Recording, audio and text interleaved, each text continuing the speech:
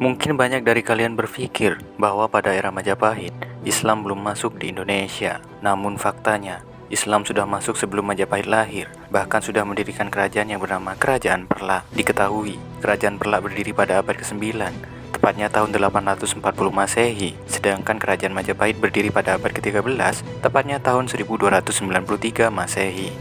Episode sebelumnya kita telah membahas wilayah pertama yang memeluk Islam di Nusantara.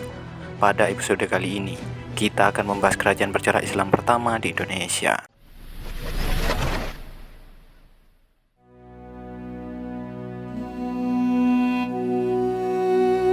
Kerajaan Perlak atau Kesultanan Perlak merupakan kerajaan bercorak Islam tertua dan pertama di Nusantara. Menurut naskah Hikayat Aceh, pendiri Kesultanan Perlak berasal dari kelompok dakwah asal Mekkah, Arab Saudi, yang datang ke daerah Perlak pada tahun 506 Hijriah. Salah satu dalam rombongan tersebut yaitu Sayyid Ali Al-Muktabar, yang kemudian menikahi gadis lokal yaitu Putri Tansyir Dewi. Pernikahan Sayyid Ali dan Tansyir Dewi ini dikaruniai putra, yakni Alaiddin Sayyid Maulana Abdul Aziz Shah, yang menjadi pendiri Kerajaan Perlak sekaligus raja pertama. Kesultanan Perlak mendapat pengakuan karena wilayahnya yang kaya akan kayu perlak, yakni bahan baku yang sangat berharga untuk pembuatan kapal.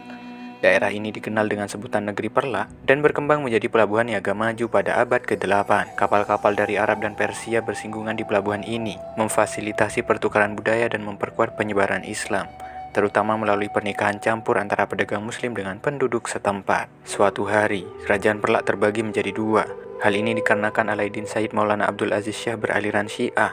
Pada akhirnya, mengikut Syiah dan Sunni ini berlawanan, sehingga terjadilah perjanjian Alumah, dan pemerintah terbagi menjadi dua, yakni Perlak Baro atau Syiah berpusat di pesisir, sedangkan Perlak Tunong atau Sunni di pedalaman. Suatu hari, Perlak Baro dihancurkan Kerajaan Sriwijaya, sampai akhirnya Kesultanan pun kembali bersatu. Kisah Kesultanan Perlak tidak lepas dari pergolakan dan perang melawan Kerajaan Sriwijaya, hingga pada akhirnya Sultan Alaiddin Syed Maulana Mahmud Shah gugur dalam perang melawan Sriwijaya.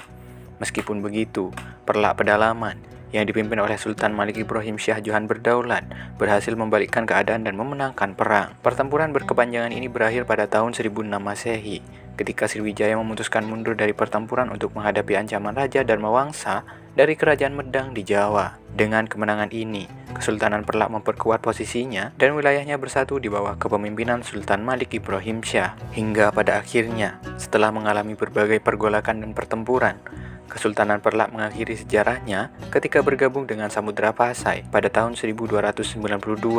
Meskipun begitu, peran Perlak dalam penyebaran Islam dan perdagangan internasional telah meninggalkan jejak sejarah yang tak terlupakan.